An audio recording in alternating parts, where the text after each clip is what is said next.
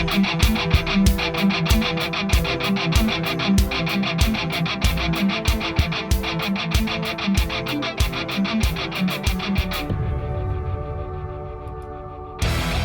is Jerome Corsi, and today it's Thursday. It's November 9th, 2023.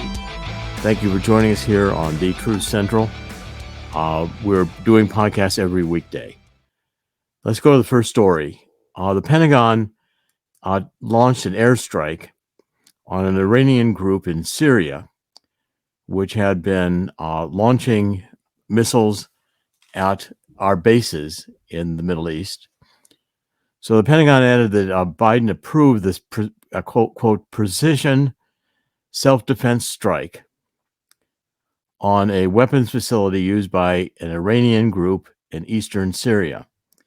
It's the second such strike in 2 weeks as a wave of drone and rocket attacks on U.S. missiles increased in Iraq and Syria. So the war is beginning to expand. The Pentagon said we hold Iran accountable for attacks, not just the militia groups. So the United States is blaming now clearly, appropriately, Iran as the instigator. Of course, the Biden administration has funded Iran. John Kerry, who was it really negotiated with Iran under the Obama administration, this deal which allowed Iran to get these airplanes full of cash and really a green light to go ahead and develop nuclear weapons. And now we're finding out that Iran, released from many of the sanctions and producing oil again and getting oil revenue, is using this money to stir up trouble in the Middle East. And it's regional trouble. So Hamas, funded by Iran, and Hamas goes back a long ways. Hamas's origin goes back more than 30 years. I was writing about it in my book, Atomic Iran. I gave the whole history of Hamas and detailed it. And we'll be putting these books up very shortly for you to be able to purchase. I have many copies yet, author's copies, and I'm going to sell off a good deal of them, signed. I'm going to do that in the next couple of weeks. So I've been watching Hamas, which is a Sunni group. The Iranians are Shiites. The Sunnis believe that the secular powers should control and rule Islam. So they want a caliphate, like was the Ottoman Empire in the World War I era. Whereas the Shiites believe that only the family of Prophet Muhammad can rule Islam. They believe the last of the family was this little boy they called a Mahdi, M-A-H-D-I, who went down a well into hiding, and he'll come out of the well when there's an apocalypse, and that apocalypse will signal the triumph of Shiite Islam worldwide. That's the narrative that has been propagated here by Iran, and they believe this to be true, part of their religion. Now, if we go further onto the nature of the conflict, what we're finding is right now that Israel has the Gaza Strip, which is this narrow strip of land on the Mediterranean just north of Egypt. They have the Gaza City surrounded. Gaza City is the most populous city. The Israeli jets have been bombing, attacking Hamas targets throughout the Gaza. There's street-to-street combat now beginning within Gaza City. The Israelis under Netanyahu are determined to eliminate Hamas in the Gaza. And this is going to be a long struggle. It's not going to get over in a week. It's going to take time. And Netanyahu is determined to end the task. In other words, he's not going to quit until he's convinced that Hamas has no hold at all in the Gaza. He may depopulate it because civilians are coming out in droves, and they're opening up corridors for the remaining citizens in the Gaza to get out.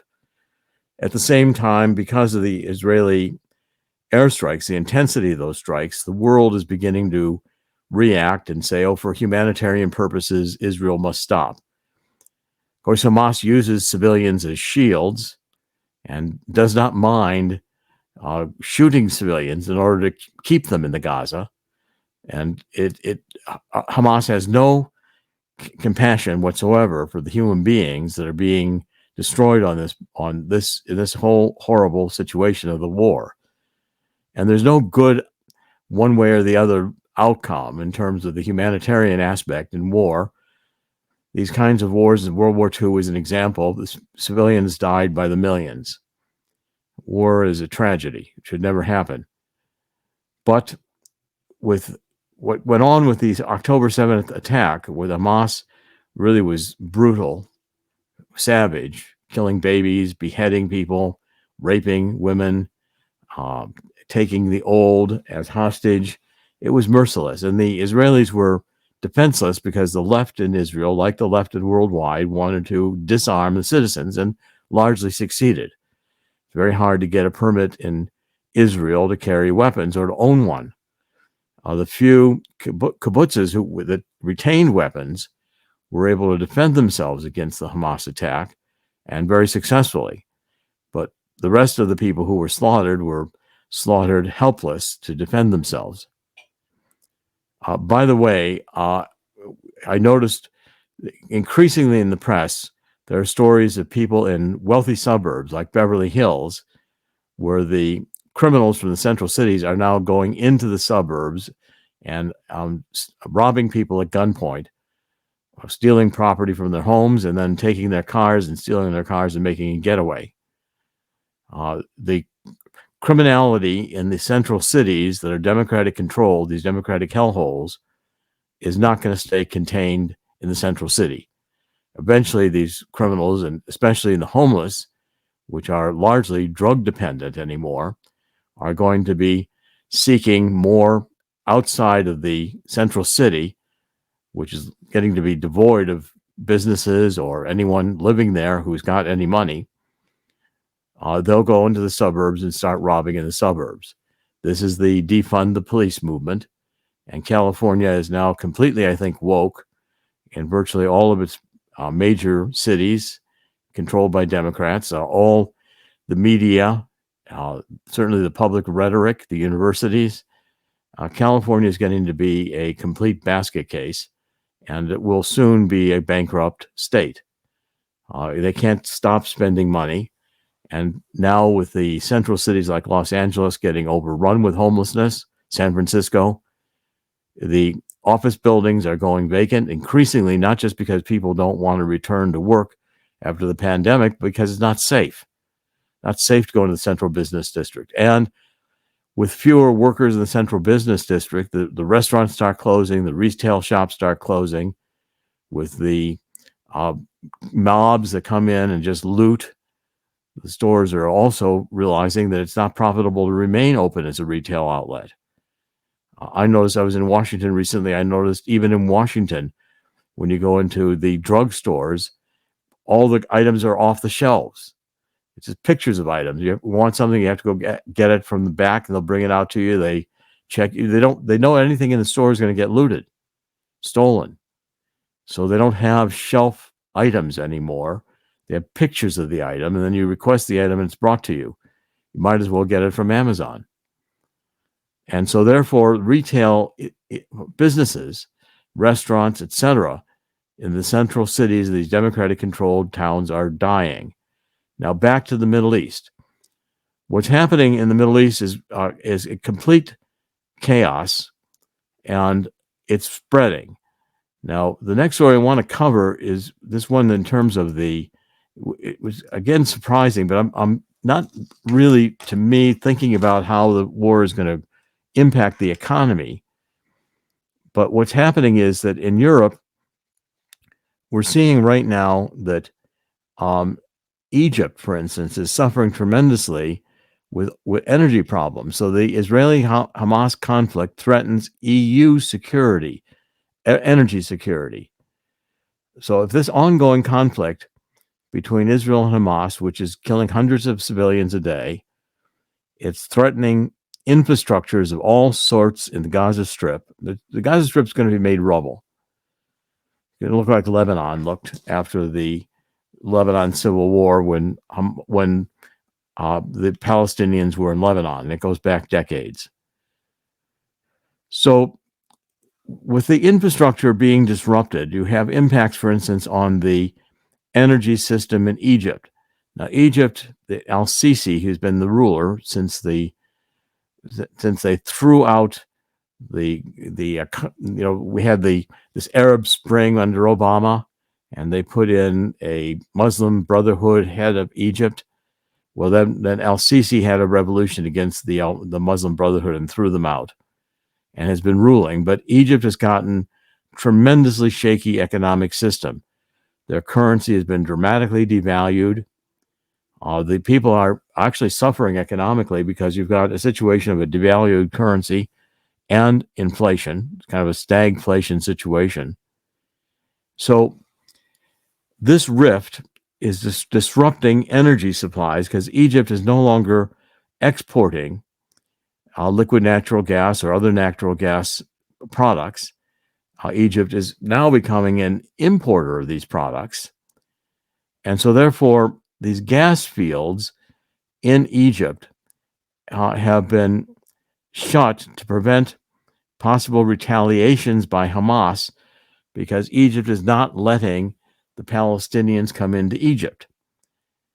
And so therefore, it's disrupting the energy situation in Egypt, where Egypt is shutting down some of its plants. It's not producing oil or natural gas to the extent it can.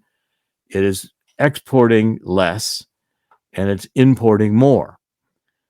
Okay, so this throws the balance in the energy supply, because you've also got now Russia not supplying natural gas to Europe because of the sanctions that the EU placed on Russia over the Ukraine invasion. So now Europe is going to be in a difficult situation, because you're getting a tightening of the natural gas supply in not only in the EU, but now in the Middle East. And these OPEC countries and Russia have been reducing production in order to keep the price high. That was when it looked like the world economies were recovering after COVID, and the whole energy situation has not yet returned to pre-COVID levels of economic activity. So the demand for oil has been less. The world is going into a recession. It's already happened in Europe. Now, when this occurs, when you get this kind of disruption in the Middle East, and we saw it in 1973, we're getting a repeat of that pattern, because in 1973 there was the Yom Kippur War, and following that was the Arab oil embargo against the United States under Jimmy Carter. That began a period that sent us into stagflation throughout Jimmy Carter's administration. And if anyone was adult or alive at that time and remembered, Jimmy Carter put on a sweater, a cardigan, and he sat in the Oval Office and he lectured everybody that we were running out of oil. We better turn down our thermostats in the winter, be cold, put on sweaters. Well, that didn't go over very well with the American people, and Jimmy Carter did not get reelected. But when you came in then with Reagan, what happened was two things happened. In 1971, we had almost no national debt, and we had gold. The dollar was pegged still to gold. Richard Nixon eliminated the gold standard entirely in 1971, and since then, our national debt has shot up to 33, going on to $34 trillion. And we see the price of gold, which hit about $840 when Reagan took over. Then the second crisis is subprime real estate, and we've got that going on again with the subprime auto already crashing. People can't afford to make their auto payments. We've got interest rates in the 30-year fixed mortgage at 8%, and the housing market is stagnating. We are in a deep economic crisis, and I want to cover one more story, then we're going to talk about the free book, and I'm going to ask Chris to comment. But I want to cover one more story first. So this economic disruption in the oil and energy markets is beginning. It's going to get worse. But the story I want to cover here is on the U.S. debt. Now, what's happening is that the U.S. debt is skyrocketing. we've hit now over $1 trillion in interest payments on the national debt. Back in July, it was unprecedented horror show that is the U.S. deficit. This is coming from Zero Hedge. Has now hit $1 trillion in interest payments. Okay, now that's outrageous. The end game has already arrived here, because with this kind of, we're at $1.027 trillion in the national debt. And we calculate that Zero Hedge calculated by multiplying the average interest rate on marketable U.S. Treasury debt, which according to the Treasury is 3.096%. By the $28 billion in marketable U.S. debt as of on October 31st. That's, nets off $805 billion. You add to this, we're paying about $1.027 trillion in interest, just on interest. Okay, now what's happening is the curve, the ratios, if you take a look at the curve of debt from 1971, it begins to accelerate such that it accelerates dramatically by the time you get to 2023, and then going on 2030, 2050. This curve is outrageous. We're going to hit so much debt that there's no way that this is sustainable. Now, the impact is going to be seen on the bond market, because what happens to the bond market when this type of phenomenon occurs is that the bond market begins to have higher interest rates, because it's harder to sell debt. People want to be paid more. And essentially, you can get inverted yield curves and all kinds of other things where the short-term bonds are actually commanding higher interest rates than long-term bonds. So the whole market of debt servicing and debt creation is being disrupted by the fact that the U.S. government and other governments around the world, Egypt included, the EU included, are simply printing money. And this is going to cause a credit crisis. The American spenders are also on families, increasing dramatically the amount of family debt and credit card debt. Okay, now the stock market continues to do well, and everybody says, well, how come the stock market's doing well? With this much liquidity, this much printing of money, yes, the stock market's going to still continue to do well, because the stock market responds to this kind of available cash to invest. But the minute a debt crisis hits, the minute enough commercial real estate begins to default, or the bond market hits a point where it's going to have to dramatically increase the interest rate in order to attract debt. If we get higher interest rates, paying $1 trillion to debt service could double, depending on how high rates go to keep these bonds afloat. So you've got a system completely out of kilter. It's just not, because with this amount of debt being created, it's going to crash. That's why I'm saying get a hold of this book. It's free. The Coming Global Crash will create an historic gold rush. Dean Heskin and I wrote it together. Dean's the head of Swiss America. Chris is going to put up the number here on the screen where you can get a free copy of this. And I'm going to read this number off for everyone who's listening by audio. The number for a free copy of this book about the coming global crash and the historic gold rush it's going to create, 1-800-519-6268. That's Swiss America. And talk to them, not just about getting the book, but talk to them about the wisdom of investing in gold and silver. 1-800-519-6268. I'm going to repeat it. 1-800-519-6268. Talk to Swiss America. Get a free copy of How the Coming Global Crash Will Create an Historic Gold Rush. We have a lot on the website. We have a lot of information. So Walking Liberty $50 offer is still available. There's other free books you can get with Swiss America. And I've been with Swiss America as a sponsor since 2004. And we've ridden through many different economic cycles, and the Swiss America are professionals. They do consultative selling. They're not going to push you to buy gold and silver you shouldn't be buying. They'll take care of your financial needs. Be sure you don't have your retirement savings, IRAs, 401ks, in the stock market. And that may happen if you're investing in mutual funds. If you have mutual funds that are equity-based mutual funds, you've got stock market exposure. Stock market goes down. Only those who get out first are ones who capture their money. But if it starts to go down precipitously, you may lose a lot, and it may take a long time before that's recovered. 1-800-519-6268.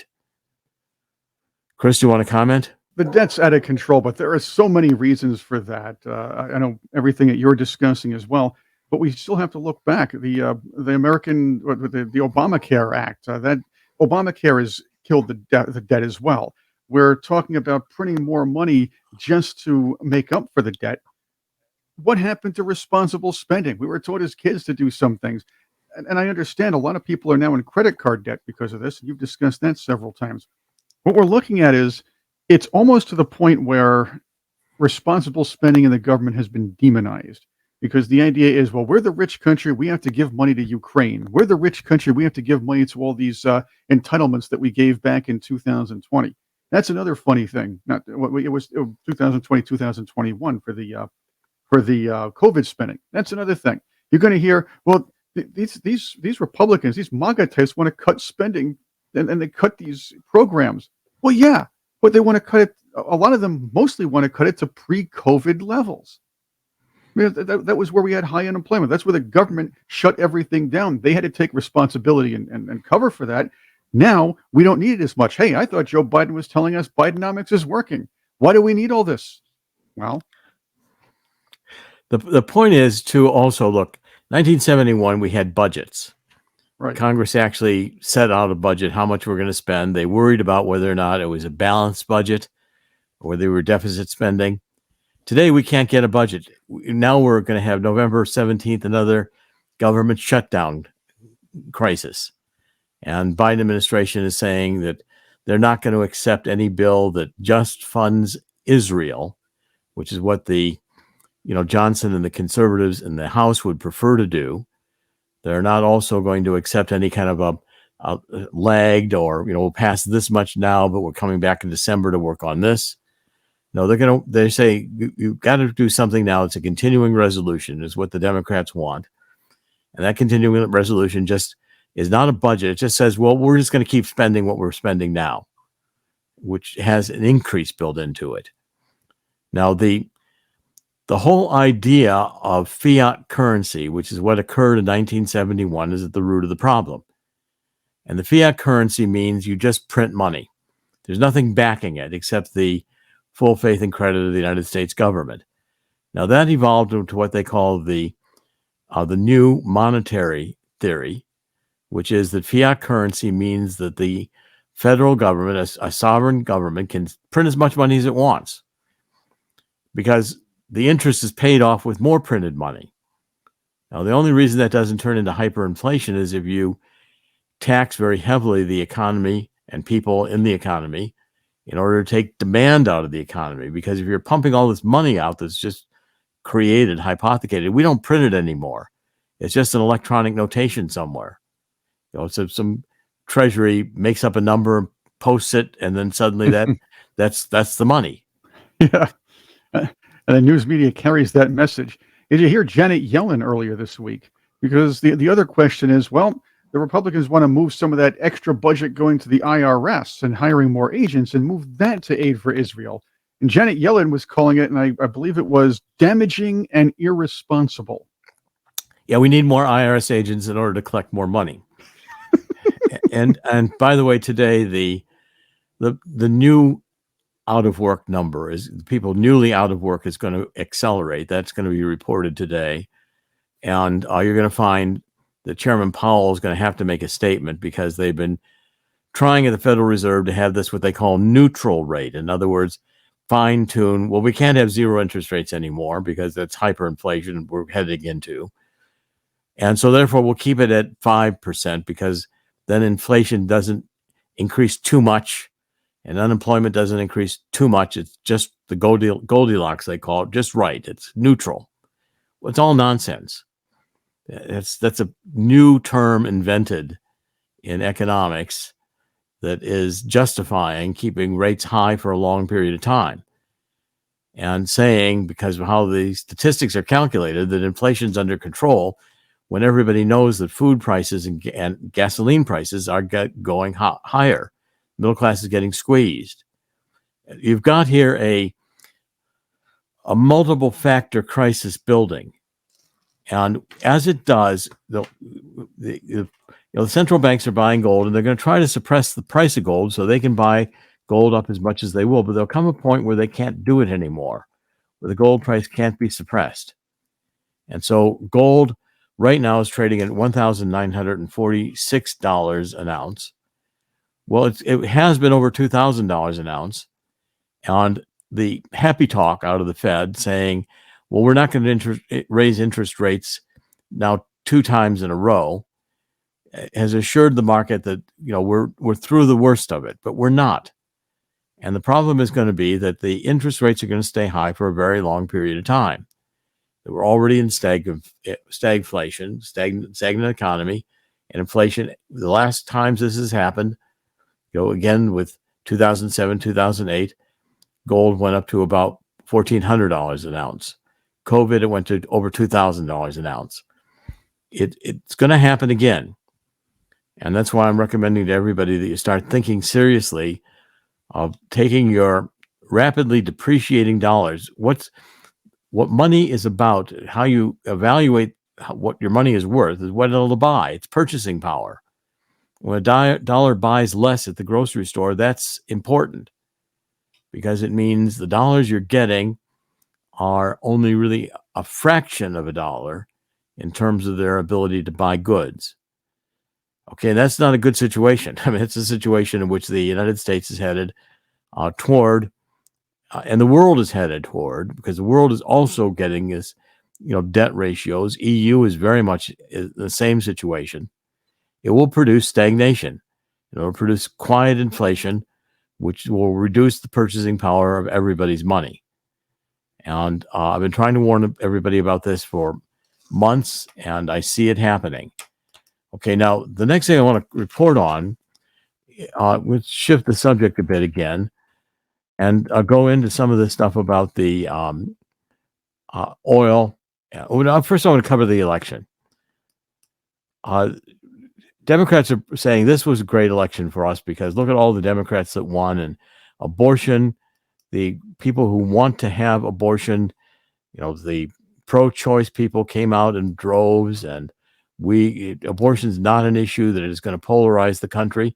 Well, there's good analysis being done, and the New York Times actually published a very good analysis of this today by their political editor, who was saying, now, wait a minute, this is a midterm election. And the Democrats pretty much won elections they thought they were going to win. Now we're bragging about it as if this great victory. But almost all incumbents in the governor level got reelected. And in fact, the turnout in a midterm, more Democrats who are motivated, are deeply engaged in politics, are going to be voting. The MAGA supporters for Trump will come out during the presidential election. And the abortion issue has energy when it is on a ballot measure to, say, do a constitutional amendment. But candidates who are running on pro-choice are not particularly being benefited by the message. So what's being considered right now is, yes, the Democrats gained some in the midterm, but that does not mean that Biden is positioned to do equally well in 2024, because the dynamics of a presidential election are different than the dynamics of a low turnout midterm election. And issues that may work as ballot, measures to change constitutions or whatever, not messages of campaigns. Those who campaigned on reintroducing abortion did not benefit significantly from that message, even though when placed on a ballot, like in Ohio, to be a constitutional amendment that you could have abortion, that motivated people who want pro-choice to come out and vote. And again, with this low turnout, these kind of motivated voters tend to swing midterm elections with more impact than the general election, when there's many more people voting who don't care about that issue, or people who are now going to vote for Trump who will vote against expanding abortion. The Democrats are in a precarious position all around. First of all, there's two conflicts going on in the Democratic Party. Number one, the woke group that controls the Democratic Party, and I write about this in this new book, beginning to give some interviews about it, The Truth About Neo-Marxism, Cultural Maoism, and Anarchy. The Democratic Party has become a neo-Marxist party. And the control of the Democratic, this is the book, follows my book about energy, Truth About Neo-Marxism, Cultural Maoism, and Anarchy, exposing woke insanity in this age of disinformation. The point is, we are seeing the Democratic Party move away from the liberals who have controlled the Democratic Party since at least Franklin Roosevelt, if not going back earlier. Liberals are concerned about economic inequality, about racial injustice, etc., but they are not Marxists. They don't want to destroy the system. They want to fix the system. What's going on with the woke is they're using this critical race theory, which intensifies conflicts. It demonizes the white race. Liberals did not demonize the white race. They wanted to elevate minorities, to make them equal, to make colorblind the issue of race. Whereas the woke intensify the issue of race in order to cause class and race conflict to destroy the society. It's an intentional destruction of the society. Okay, so that's a major conflict going on right now in the Democratic Party. It's intensified by the fact that as a neo-Marxist party, hating the United States, we've raised probably two generations that have been in our schools indoctrinated to think the United States is an evil country. What you've got is support for Hamas, because Hamas hates America and wants to destroy Israel. Now, the Jews who have been traditionally aligned with the Democratic Party since Harry Truman, really, when Harry Truman in 1948, as a Democratic president, allowed the partition of Palestine to create the state of Israel. A lot of Democrats then were a lot of Jews were swung to the Democratic Party, also being traditional liberals. Right now, the Jews are saying, why do we march with the Democratic Party for all these years when it's anti-Semitic, siding with Hamas, which clearly has a stated intention of destroying the state of Israel? The Palestinians are a neo-Marxist group themselves. They were thrown out of Egypt because in Egypt, the Palestinians tried to create a revolution that would overthrow the Egyptian government. They did the same in Jordan. When they were thrown out of Egypt, they went to Jordan, the Palestinians, they were thrown out of there for the same reason. Then they went to Lebanon. So Egypt is now saying, you're not going to come back in. Palestinians are not welcome here, which means that thrown out of the Gaza, Palestinians may end up in the Sinai Desert. That may be their last place of home, because no one wants this revolutionary group. And it has caused trouble everywhere it's been.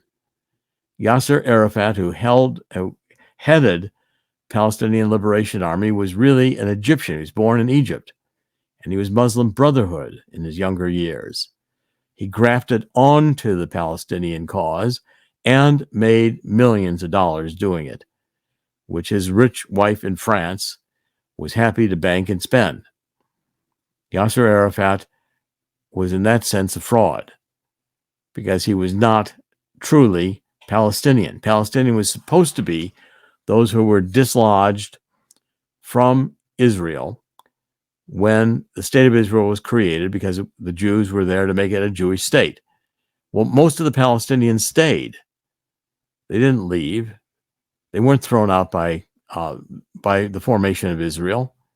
And in fact, they're still there. The Palestinians are a particular group that have become radicalized, and the women and children among the Palestinians do not get to share the wealth. They do not get to benefit economically. You go into the Gaza Strip, see unpaved streets, you see poverty. Well, the money doesn't get to the people. Billions of dollars are given to the Palestinians, and it ends up in the hands of those who are controlling the PLO. And that's been a game going on for decades with the United Nations behind it.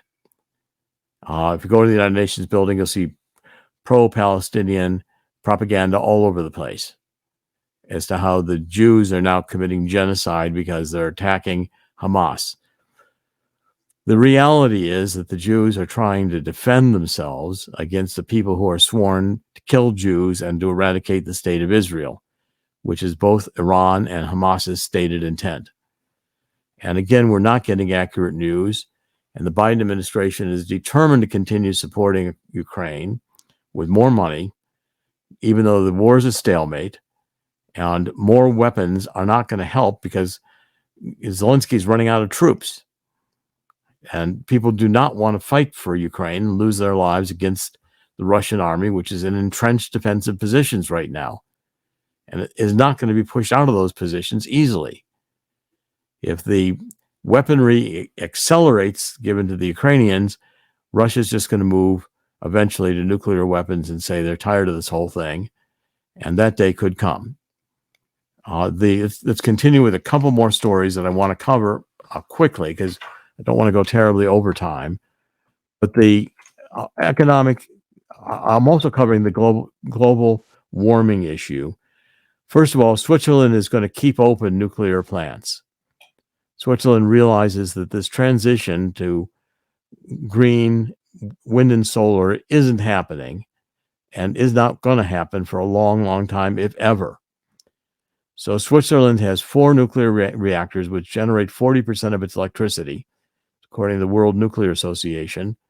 In 2017, they had a referendum to phase out nuclear power, but Switzerland has not set a deadline to phase out nuclear power, and they keep extending it. Maybe these plants will last 50 years. Maybe they could operate until 2040. Well, maybe they could go 80 years. Maybe they'll never shut them down. Again, the switch to wind and solar is, first of all, not necessary because it's all predicated on a climate lie. That was my truth about energy, global warming, and climate change, the first book in this Great Awakening series. This one on neo-Marxism is the second. The point is, carbon dioxide is not the turning knob of the Earth's temperature. The Earth, we had far more carbon dioxide 600 million years ago in the atmosphere, and we had ice ages in that 600 million years. Every 100,000 years, when the Earth gets farthest from the sun, we have another ice age. The sun is the major impact on Earth's heat and temperature and light, by the way. I mean, the reason we're here is because of greenhouse gases, which capture at night the irradiance that the Earth gains during the day when the sun is shining from going out to outer space at night. And 70% of all greenhouse gases are water vapor, not carbon dioxide. It's a relatively minuscule molecule in the atmosphere, 0.04%. So again, this is all predicated on disinformation and lies, which come out of the CIA, which has, for some bizarre reason, begun to align with the hard left. Now, and again, I'll couple that with the fact that we're going to get energy disruptions reported earlier because of the war with Iran and with Israel and Hamas. Egypt is a good focal point to see that develop. Finally, last story I want to cover is that the Afghanistan has now, the Taliban's taken over. Poppy cultivation producing heroin is down 95%. Now, I've pointed out throughout the Afghan war and all the occupation in the Middle East, why did poppy cultivation blossom when the American forces were there protecting the poppy fields. And I maintained for decades that the CIA is in the drug business. Proof of that, I found HSBC was money laundering. We had John Cruz, who was a banker in Long Island, showed me that had records that HSBC was opening an account in your Social Security number, a real Social Security number, and a real name, run millions of dollars through the account. A few days later, close it with a zero balance. Nothing happened. It was not reported to the IRS because nothing there to report. Money was just passing through. Well, when I saw that was money laundering, and the the Senate Permanent Investigating Committee and the Department of Homeland Security both contacted me. I was reporting on it with WorldNet Daily. I gave them the data. A major report was done by the Senate Permanent Investigating Committee, several hundred pages long, and HSBC paid a $1.9 billion fine, but nobody went to jail. Why? Because you can't run the drug business by a semi-truck full of $100 bills. Can't drive it around. Got to get the money into a bank. So banks launder drug money and they launder terrorist money, and the CIA, the NSA, and the Treasury knew it because they monitor wire transfers. We are the drug cartels. The corruption here is massive. The Taliban got rid of the poppy production because the Taliban is not in favor of hallucinogenics or drugs. We don't seem to mind.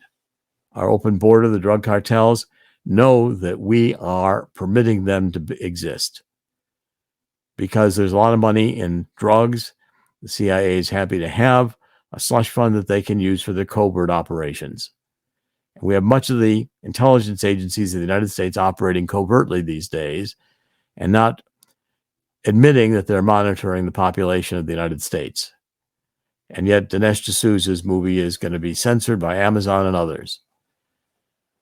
So we are in an age of disinformation.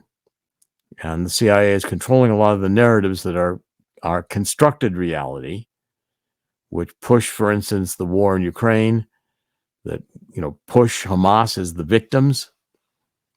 These are narratives that are constructed in order to get people to think in a certain way.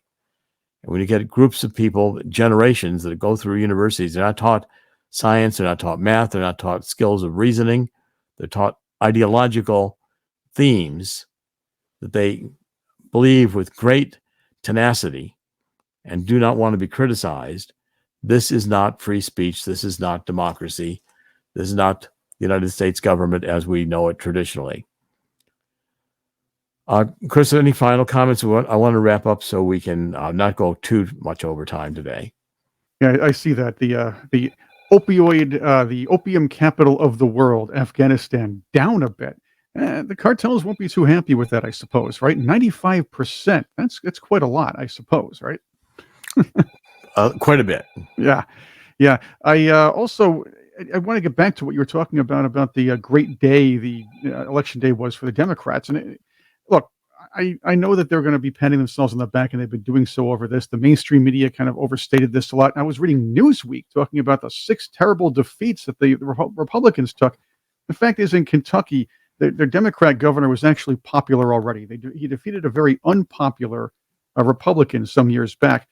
Local politics are always different. And I know statewide is another bird, but local politics are always different from national politics. A lot of the people who would vote for Trump also stayed home. Trump attracts disaffected voters, people who wouldn't normally come out. The people that come out to vote every time, well, they're concerned about local issues. People that like a Democrat governor, even though they're Republican, will vote for that person. The New York City Council remains the same. But what we should look at is the bigger picture. Next year is going to be very interesting because you see a lot of even local Democrats, whether it be small scale, like a councilman or a mayor from a large city, have been switching parties, and that's an issue. The moderate Democrats may have no home anymore. That's another interesting point as well. They're joining the traditional Trump supporters, people who just don't have a home in a party. Politics are going to be very interesting over the next period of time, and certainly the Jewish vote is going to be very interesting to watch. Yes. And the minorities, I think, are also realizing they're being exploited by the Democrats. The Spanish are being dumped here and not taken care of, put in hotels, not given work permits. But let's wrap it up, Chris. In the end, God always wins. God's going to win here too. We're going to get the judgment of God because we have allowed too many babies to be cut up in the womb, not see the light of day. We've allowed the Supreme Court to take God out of our schools, out of our hearts, out of our marriages. There is too much evil that has been let loose in the world that has gone increasingly secular. In the end, God will always win. God created this place. God can unplug it anytime he wants. And what we're going to see here is a determination by God that this is not the right way for the human race to go. As such, I still see a light at the end of this. I think there's enough people who are following the admonition of the Bible, 2 Corinthians 7:14, to get down on their knees and ask God to forgive us for getting into this dark period of time, which we allowed to happen. We didn't fight hard enough against abortion when it was first introduced in this country, going back to the 1920s or before. We didn't fight hard enough to keep the Supreme Court on track with saying that it shouldn't be a complete separation of church and state. That was never intended. What was intended by the First Amendment, freedom of religion, was not to have an established religion, a state-established religion. It didn't say you couldn't have religion in the public square. That was a misinterpretation. At any rate, I encourage people to join me in 2 Chronicles 7:14. And I believe that God's saying and will hear our prayer and will heal our land. It's going to take God's intervention. And the next period of time we're going to go through is not going to be particularly pleasant. But with God, all things are possible. Dr. Jerome Corsi, today is Thursday. It's November 9th, 2023. The Truth Central, we're on many channels. We're on Rumble. We're on BitChute. We're on many channels as audio only. We're on Apple Podcasts. Thank you for joining. Please like the program, share the program, spread the word, tweet about or post about us on X, whatever you can to get people to understand that we are back. I decided not to retire. I'm writing books again actively, doing the podcast every weekday, and we'll be having much more coming in 2024. Dr. Jerome Corsi, thank you for joining us. We'll be back tomorrow with another podcast. God bless.